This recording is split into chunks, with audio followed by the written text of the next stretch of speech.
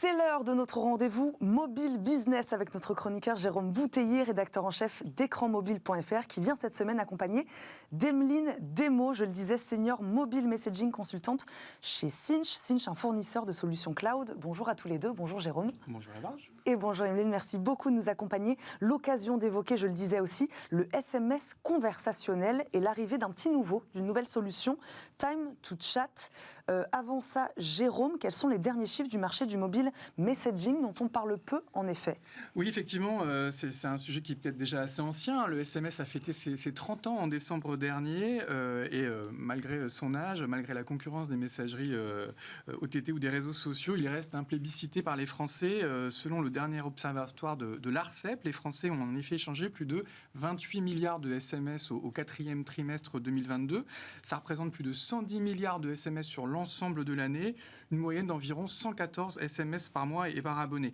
Alors les chiffres sont massifs, mais ils ont évidemment tendance à baisser année après année. On est à peu près sur 8% de baisse annuelle et près de 50% depuis le pic qui avait été observé en 2016. Il y avait à l'époque plus de 200 SMS échangés par mois et par Français. Comment on l'explique cette baisse alors, Jérôme Bouteiller? Tout simplement une évolution des usages au profit de nouvelles messageries. On peut citer WhatsApp, Telegram, on peut aussi citer le RCS qui est aujourd'hui poussé par Google sur les smartphones Android.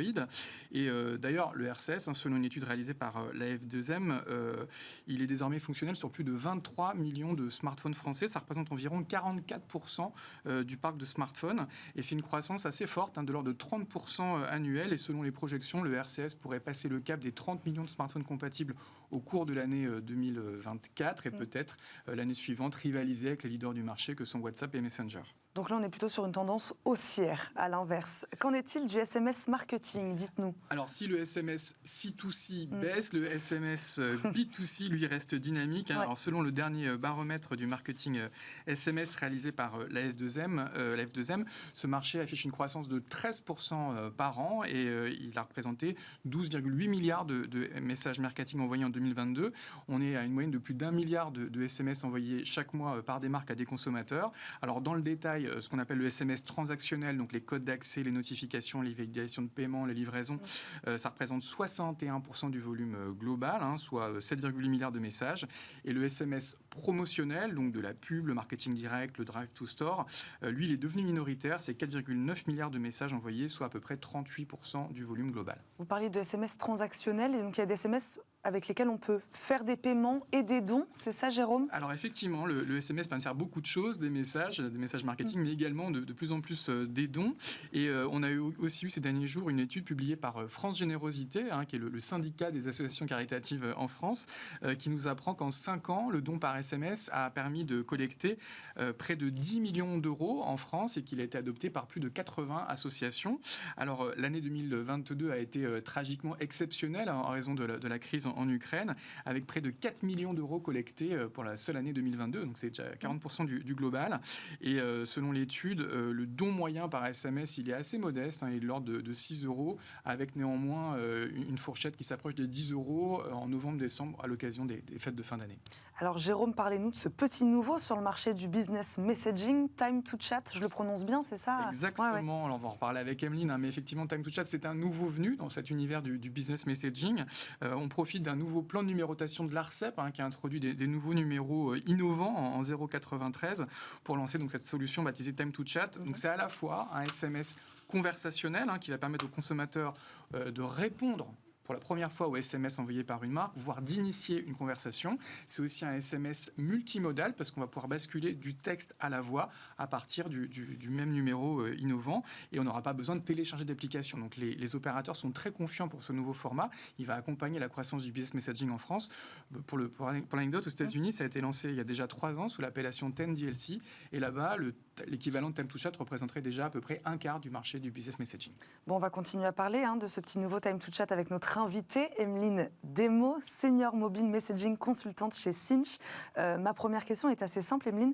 Qu'est-ce que c'est qu'une mobile messaging consultante? En quoi ça consiste exactement? Alors, en gros, mon rôle, ça va être d'accompagner plusieurs marques, toutes les marques, tous nos clients, dans tout ce qui est la refonte de leur stratégie de communication. Donc, pas uniquement de l'email, pas uniquement des réseaux sociaux, mais tout ce qui est autour du messaging mobile, parce qu'aujourd'hui, en fait, le comportement des clients augmente, des clients finaux, leurs attentes augmentent. Donc, on travaille sur toute une refonte de la communication de nos marques. On en parlait avec Jérôme, le SMS interpersonnel entre particuliers légèrement en baisse, le RCS, lui, en hausse. Est-ce que finalement, c'est la suite peut-être juste logique de l'évolution des usages ?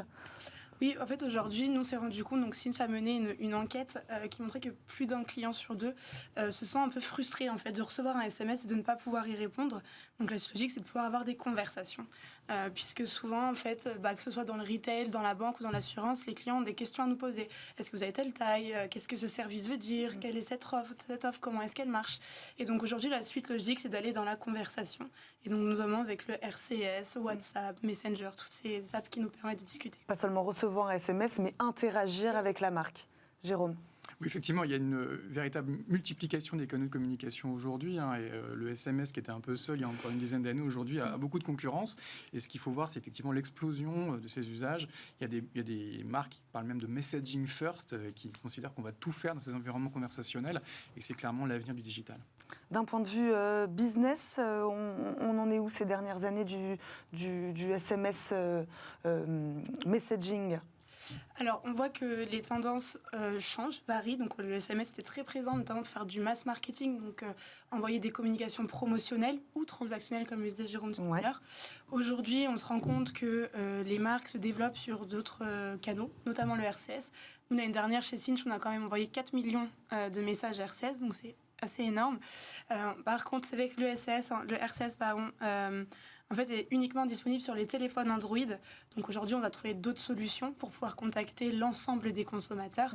Donc chez Cinch, on a différentes solutions, notamment envoyer des SMS avec un lien qui héberge une landing page sur lequel on développe ce chatbot et qui est à l'identique d'une conversation via RCS. Combien vous disiez de millions 4 millions l'année dernière. 4 millions l'année dernière, donc c'est-à-dire que les marques accueillent et s'emparent aujourd'hui du RCS Business Messaging. Oui, c'est ça. On était vraiment en phase de POC pendant 1 à 2 ans.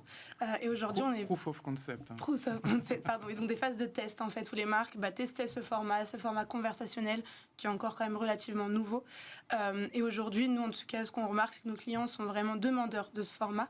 Et donc, on est plus maintenant dans une phase d'industrialisation du RCS. Jérôme ? Oui, le RCS, on rappelle, c'est un format qui est poussé par les opérateurs et par Google, qui est supposé être le successeur du SMS. Un canal qui se déploie très rapidement. On serait aux alentours déjà d'1 milliard de smartphones sur Terre compatibles avec ce canal. À l'horizon 2030, on sera sans doute au-delà des 3 milliards parce qu'il sera par défaut sur tous les smartphones Android.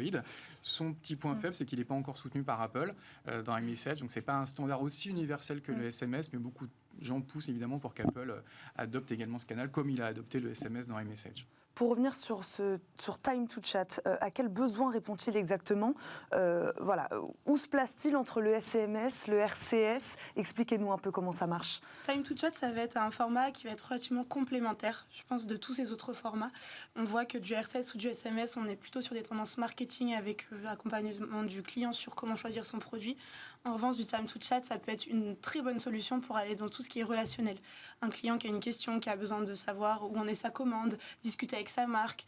Un client, l'avantage en plus du Time to Chat, c'est que au-delà des conversations, on va pouvoir faire de l'appel. Donc un client qui n'est pas forcément très à l'aise avec tout ce qui est dialogue ou par SMS pourra appeler sa marque et avec un seul numéro, en fait, pour avoir différentes prises de contact avec cette marque.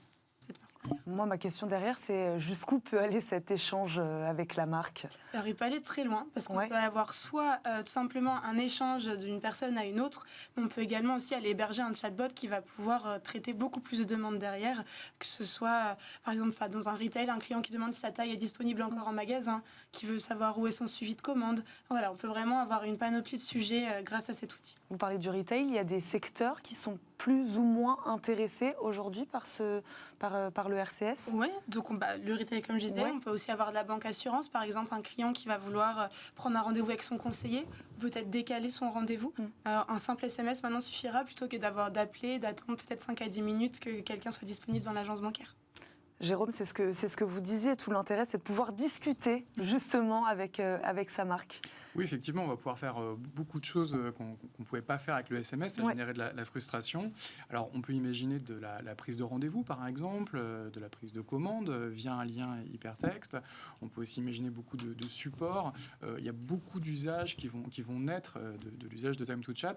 On le rappelle, c'est quand même l'universalité du SMS, c'est-à-dire que tous les téléphones du marché, aussi bien le dernier smartphone Apple qu'un vieux téléphone Nokia des années 90 qu'on a au fond de nos tiroirs, sont compatibles avec ce nouveau format. Donc c'est vraiment universel, il n'y a plus de questions à se poser là-dessus. Et puis c'est interactif, on va pouvoir dialoguer. En ce moment, il y a tout un buzz autour des chatbots, et donc c'est formidable. On va pouvoir aussi les mettre sur ce canal universel qu'est le SMS. Donc je suis à peu près convaincu que toutes les marques vont pouvoir utiliser ce canal pour déployer leur relation client dans un premier temps, voire au-delà s'inscrire dans une stratégie plus commerciale et peut-être même faire de l'ombre à d'autres interfaces digitales que sont les applications natives ou les sites web.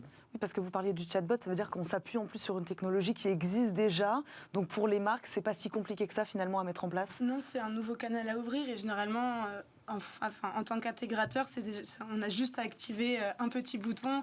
Une fois que le chatbot est créé, il peut être utilisé sur n'importe quel canal. Donc c'est vraiment dans la continuité de ce qu'on propose. Qu'est-ce que ça peut changer demain? Jérôme Bouteiller disait pour l'instant pas disponible sur Apple. C'est ça, pour que ça soit vraiment à grande échelle demain, il faut que ces grands opérateurs le permettent. Oui, alors après, ce qu'on recommande quand même, c'est que tout est une expérience en fait avec un client, donc il va falloir trouver le bon canal au bon moment. Donc chaque marque en fait va communiquer de manière différente en fonction de ses clients finaux. Et donc aujourd'hui, notre rôle, c'est vraiment d'accompagner les marques sur quel canal utiliser, à quel moment, pourquoi, pour répondre à quels besoins. Oui, parce que vous les conseillez aussi là-dessus. Oui, c'est ça. Jérôme? Oui, effectivement. Alors, le RCS n'est pas encore compatible avec iPhone. Et pour une marque dont la base client est en grande majorité sur iPhone, effectivement, on n'ira peut-être pas sur le RCS. Mais par contre, Time to Chat, lui, il est universel. Donc, ça va fonctionner sur tous les smartphones. Effectivement, le métier d'entreprise comme Cinch, de ce qu'on appelle les plateformes CPaaS, c'est de proposer une multitude de canaux et d'essayer de proposer les canaux les plus pertinents à chaque marque.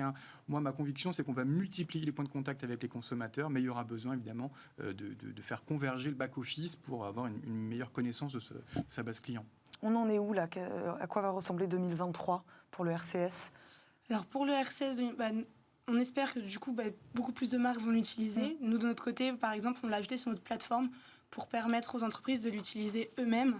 Certaines équipes, en fait, c'est des projets qui sont généralement assez lourds. Donc, lancer une campagne RCS, c'est un peu plus long que de lancer une campagne SMS. Parce qu'on va d'abord travailler sur l'arborescence du scénario, le mettre en place et le créer. Mais bon, l'idée, c'est de pouvoir l'industrialiser pour que les entreprises puissent l'utiliser de plus en plus souvent et de plus en plus rapidement. Jérôme Bouteiller, il nous reste 30 secondes, vous avez... Oui, on voit que c'est l'année du chatbot, tout le buzz autour de ChatGPT, et l'idée qu'on puisse décliner ces technologies ultra avancées sur un canal aussi universel que le SMS, c'est plutôt une bonne nouvelle, et je pense qu'il y a beaucoup de marques qui vont travailler avec des intégrateurs comme Cinch ou des acteurs comme les opérateurs pour investir ces nouveaux environnements conversationnels.